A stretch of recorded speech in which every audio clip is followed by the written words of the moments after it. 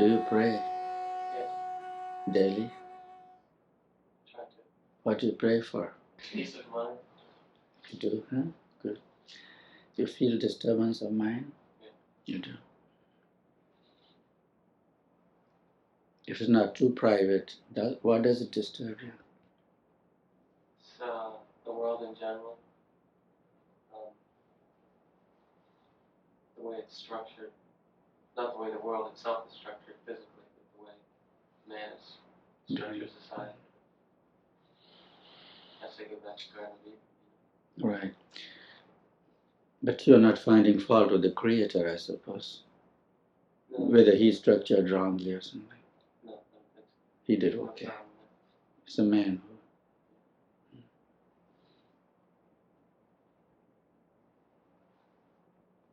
You know, of course, you alone cannot change the whole world, that you know, unless you believe that you can do. No. Jesus tried, Buddha tried, and Krishna tried. It's not one man's job.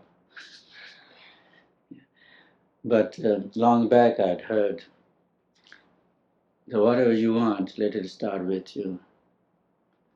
If you want peace in the world, for example, let it start with your peace of mind first. It has to start with me if I want peace, you know, or in the world even. So if the structure has to something change, thing we don't like, then I would start then with myself, seeing what structure in me I should change. At least I don't contribute to more disturbance, or at least I contribute to more peace. But let's see if peace of mind can start with one's own self. It's not a very new subject, I know, but that leads to many other achievements if your mind is in peace. You know, if you're in peace, you can concentrate better. If you can concentrate better, you can achieve more, whatever the areas might be.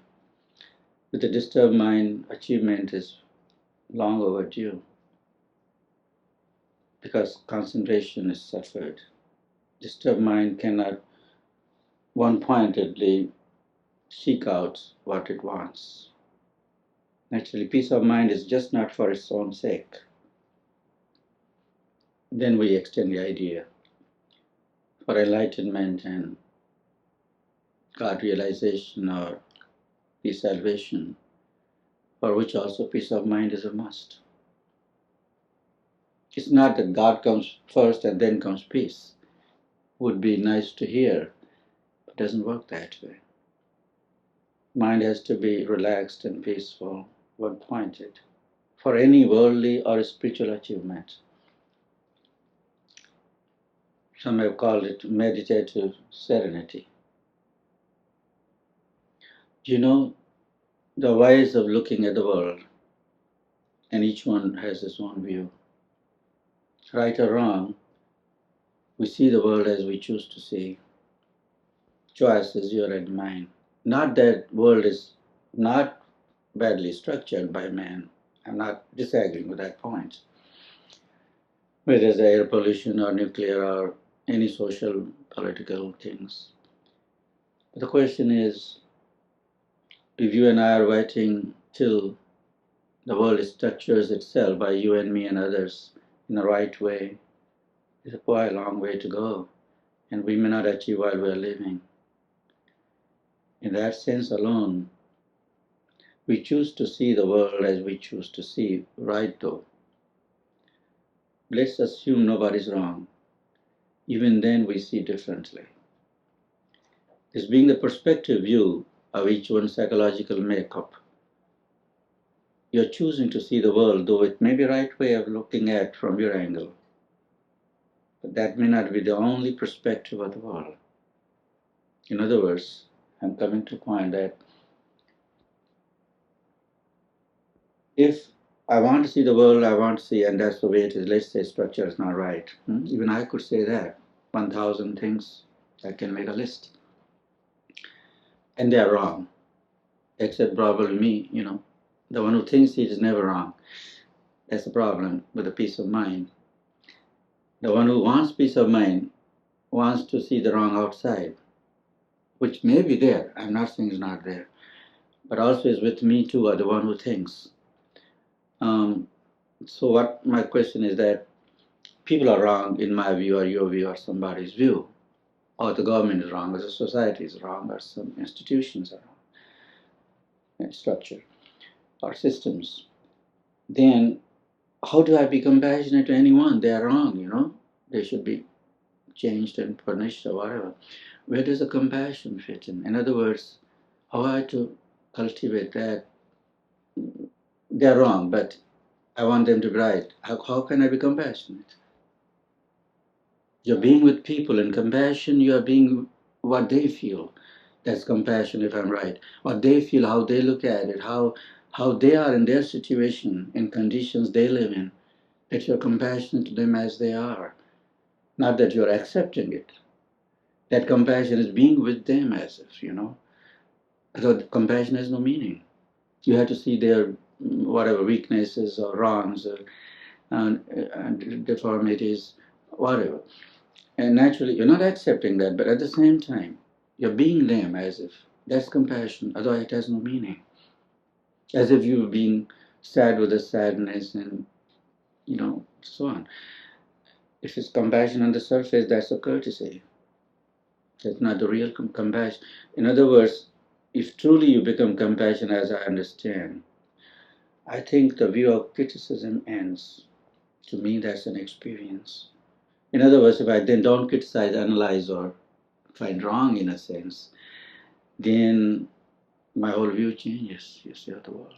Maybe then I would see this very logical, very causal, cause and effect sequence made world structure.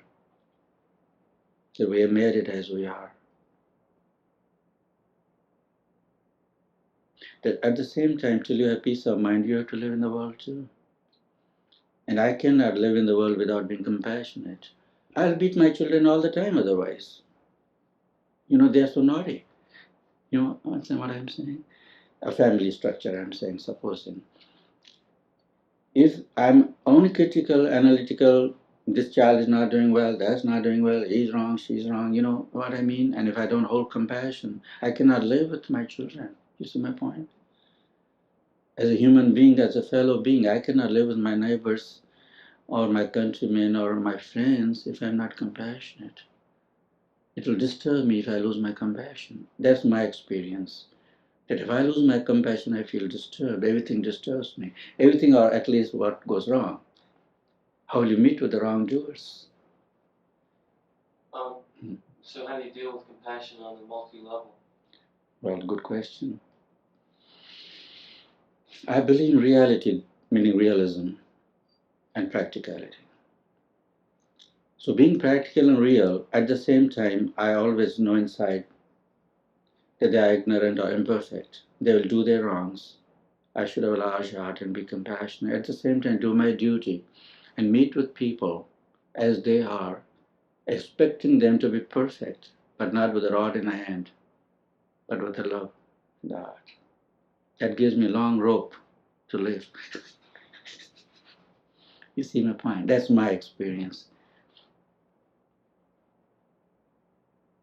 We may not be able to reach to the extent saying, God forgive them for they do not know.